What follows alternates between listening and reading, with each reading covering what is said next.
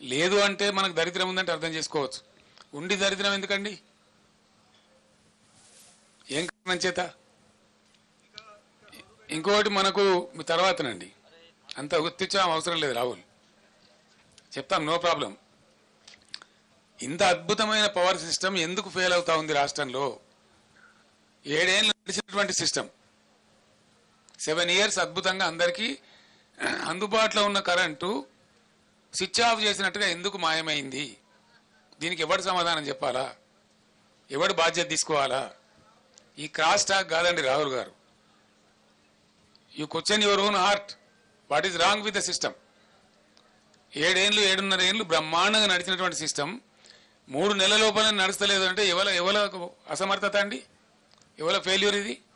100కు 100% నేను ఆరోపిస్తున్నా ఇప్పుడు ఉన్నటువంటి అసమర్థ, అవివేక, తెలివి తక్కువ కాంగ్రెస్ పార్టీ యొక్క అసమర్థత, మరేం కాదు. వాళ్ళకి వాడుకోవస్తలేదు, వాళ్ళకి తెలివి లేదు పాపం. మేమన్నా టెక్నోక్రాట్స్ని పెట్టి నడిపినాం, మాకు తెలివి లేక కాదు. పవర్ సిస్టంలో మొత్తం ఐఏఎస్ ఆఫీసర్లను తొలగించి 100% టెక్నోక్రాట్స్ని పెట్టినాం మేము. ట్రాన్స్కో కానీ, జెన్కో కానీ, డిస్ట్రిబ్యూషన్ సిస్టంలో కానీ 100% టెక్నోక్రాట్స్ని పెట్టినాం. వాళ్ళ ఆధ్వర్యంలో నడిపినాం. వాళ్ళకి తెలుసు ఎట్లయితే బాగా నడపచ్చు అనేది తెలుసు వాళ్ళకు. కాబట్టి సమర్థవంతంగా పరిపాలకులు. ఇప్పుడు వీళ్ళు ఐఏఎస్ ఆఫీసర్లు మొత్తం తెచ్చిపెట్టి వానికి పట్టదు, నా మంత్రులకు పట్టదు, తీరికలు లేవు వీళ్ళకు. వీళ్ళకి రాజకీయాల కోసం తీరికలున్నాయి కానీ ప్రజల అవసరాల కోసం తీరికలు లేవు. రైతు బంద్ వేయడానికి తీరిక లేదు.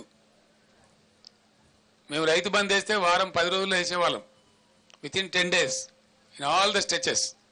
మొదలు పెట్టినామంటే 10 days, మ్యాక్సిమం ఎప్పుడైనా 12 days అందరు రైతులకు పడిపోయేది. ఇప్పుడు వీళ్ళు అనుమానాలు కలిగించి 5 ఎకరాలకు ఇస్తామని, 3 ఎకరాలకు ఇస్తామని, 7 ఎకరాలకు ఇస్తామని, ఇందులో పెద్ద విజయం సాధించినట్టు, తోకమట కథ చేసినట్టు, అదేదో గొప్ప డంబాసారం అన్నట్టు, అదేదో వేస్ట్ పథకం అన్నట్టు వీళ్ళు ఇష్టారీతిగా మాట్లాడుకుంటా. నేను మాట్లాడలేదండి, ఇది 4వ నెల కాబట్టి నా గొంతు ఇప్తా ఉన్నా. ఎవడైనా కొత్తగా గెలిస్తే వాళ్ళకి టైం ఇస్తాం, 2 months 3 months 4 months టైం ఇస్తాం.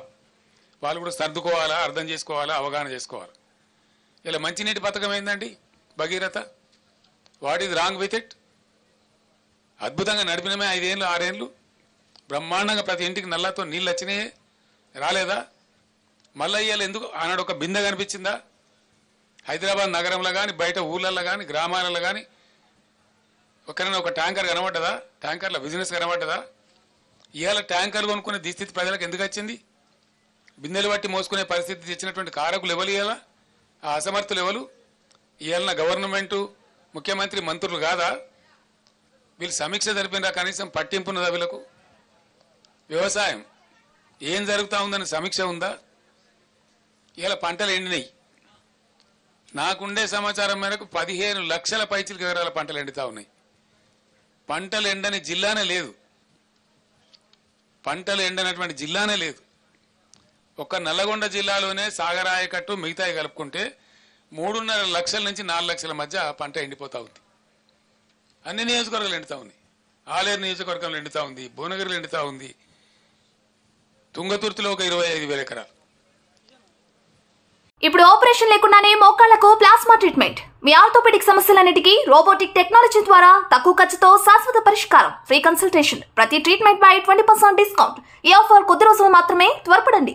V9 hospitals 9281465842.